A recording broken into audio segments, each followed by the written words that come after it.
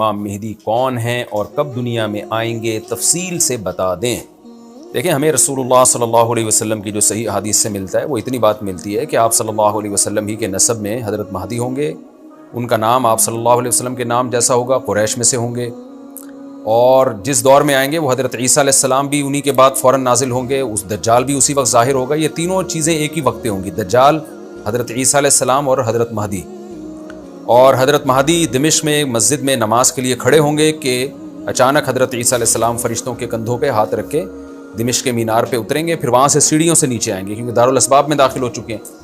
حضرت مہدی ان سے کہیں گے کہ آپ نماز پڑھائیں، وہ انکار کریں گے۔ حضرت مہدی کی اقتداء میں حضرت عیسیٰ علیہ السلام نماز پڑھیں گے اور پھر دونوں کی اقتداء میں جہاد ہوگا۔ تو مجاہدین کے امام ہوں گے حضرت مہدی، اتنی بات ہمیں معلوم ہوتی ہے۔ چند باتیں اور ہیں روایات میں جو ملتی ہیں، یہ ہمیں ڈیٹ نہیں بتائی گئی ہے، سن نہیں بتایا گیا، سال نہیں بتایا گیا۔ اس بارے میں صدیوں سے لوگ پیش گوئیاں کر رہے ہیں کہ فلاں سن میں آئیں گے، فلاں سن میں آئیں گے، بڑے بڑے لوگوں نے پیش گوئیاں کی ہیں جو 100% غلط ثابت ہوئی ہیں۔ تو اب بھی لوگ پیش گوئیاں کر رہے ہیں کہ 2025 میں آئیں گے، کوئی کہہ رہا ہے 2030 میں آئیں گے۔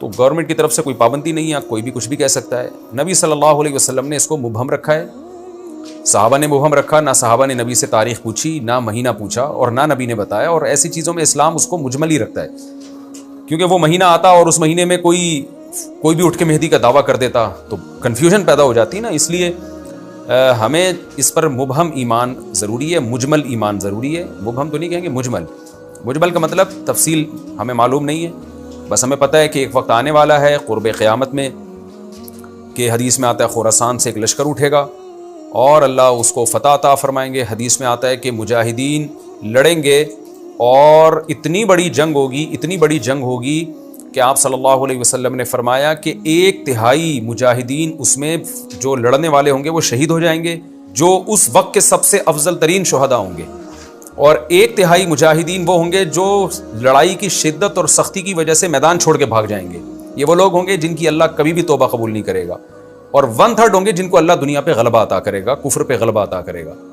تو یہ اس وقت پھر حضرت مہدی کی قیادت میں جہاد ہوگا اور پوری دنیا میں امن قائم ہو جائے گا۔ حضرت عیسیٰ ابن مریم بھی اسی وقت نازل ہوں گے، دجال کو قتل کریں گے، اور ایک اور دفعہ، یعنی ایک دفعہ تو اسلام دنیا میں غالب آ چکا ہے، تو ایک اور دفعہ اسلام حضرت مہدی حضرت عیسیٰ ابن مریم کے ذریعے پوری دنیا میں غالب آ جائے گا، اور ہر طرف خیر ہی خیر ہوگی، جزیے کا نظام ختم ہو جائے گا، اور اللہ تعالیٰ اپنی برکتوں کو کھول دے گا، آسمان کی برکتیں، خوب بارشیں برسیں گی۔ ایک روایت میں آتا ہے، ترمذی کی روایت ہے، اتنے بڑے بڑے انار پیدا ہوں گے کہ اس کے چھلکے کو لوگ سائبان کے طور پہ استعمال کریں گے، ایک ایک انگور کا دانہ کئی لوگ نچوڑ کے پئیں گے، یعنی برکتیں اللہ کی طرف سے ایسی کھل جائیں گی، تو پوری دنیا میں امن ہوگا۔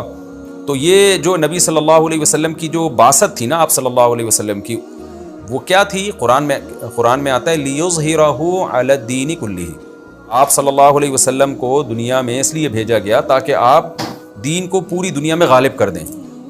تو ایک دفعہ تو یہ بنو امیہ کے دور میں، اور بنو عباس، اور پھر خلافت عثمانیہ، یہ جو مسلمانوں کی خلافتیں چلی ہیں، تو بنو امیہ اور بنو عباس کے دور میں تو اسلام پھیل گیا تھا پوری دنیا، جتنی بھی مہذب دنیا تھی اس میں اسلام ہی اسلام تھا، یعنی اسلامی حکومت تھی، سب مسلمان نہیں تھے لیکن حکومت اسلامی تھی، سب مسلمانوں کے زیر سایہ تھے۔ تو اللہ تعالیٰ اب پوری دنیا میں کیفیت کے لحاظ سے، کمیت کے لحاظ سے، کوانٹٹی کوالٹی دونوں لحاظ سے اسلام کو دنیا میں غالب کرے گا۔ اس کے لیے اللہ نے حضرت مہدی اور حضرت عیسیٰ ابن مریم کا انتخاب کیا ہے۔ اتنا ہمارا ایمان ہے۔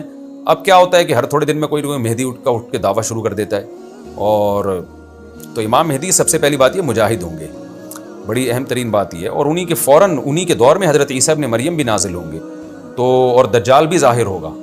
تو اس لیے یہ تینوں چیزیں ایک ساتھ ہیں، اس لیے ان کو پہچاننے میں اہل اسلام کو دشواری نہیں ہوگی۔ حضرت مہدی کو تو لوگ خود تلاش کریں گے، ان کی علامتوں میں سے یہ بھی ہے، وہ دعویٰ نہیں کریں گے، لوگ اہل اللہ، بزرگان دین، علماء ان کو خود تلاش کریں گے۔ آج لوگ خود دعویٰ کر رہے ہوتے ہیں حضرت مہدی ہیں، میں حضرت مہدی ہوں، تو وہ دعویٰ جو کرے گا اس کا مطلب وہ تو ہو ہی نہیں سکتا۔ تو اس لیے ہمیں اس ٹاپک کو ختم کر دینا چاہیے، اس سینس میں ختم کر دینا چاہیے کہ جو دعوے کر رہے ہیں نا کہ کل آ رہے ہیں، پرسوں آ رہے ہیں، فلاں سن میں آ رہے ہیں، اس سینس میں اس ٹاپک کو ہمیں ختم کر دینا چاہیے۔ ہاں، جتنا احادیث میں ہے اس کو بیان کرنا چاہیے، اور جو لوگ بھی خلاف سنت ہوتے ہیں وہ تو حضرت مہدی ہو ہی نہیں سکتے۔ آج تو مہدی ہونے کا دعویٰ ایسے پاگل فضول قسم کے لوگ کر رہے ہیں، جو انسان ہونے کا دعویٰ کرنے سے پہلے ان کو سوچنا چاہیے کہ ہم انسان کے بچے بھی ہیں کہ نہیں۔ اچھا، یہ بھی انہوں نے پوچھا ہے کہ کیا امام مہدی نبی ہوں گے؟ امام مہدی نبی ہوں گے یا صحابی؟ اس بارے میں وضاحت فرما دیں۔ نہ وہ نبی ہوں گے نہ صحابی ہوں گے۔ کیونکہ صحابی تو وہ ہوتے ہیں جنہوں نے اسی زندگی میں آپ صلی اللہ علیہ وسلم کو ایمان کی حالت میں دیکھا ہو. حضرت مہدی اور نبی کا زمانہ تو صدیوں کا فاصلہ ہے اس کے درمیان. تو نہ تو نبی ہوں گے نہ صحابی ہوں گے، نیک ہوں گے، بزرگ ہوں گے. بس مہدی کا معنی ہدایت یافتہ، سیدھے راستے پر ہوں گے.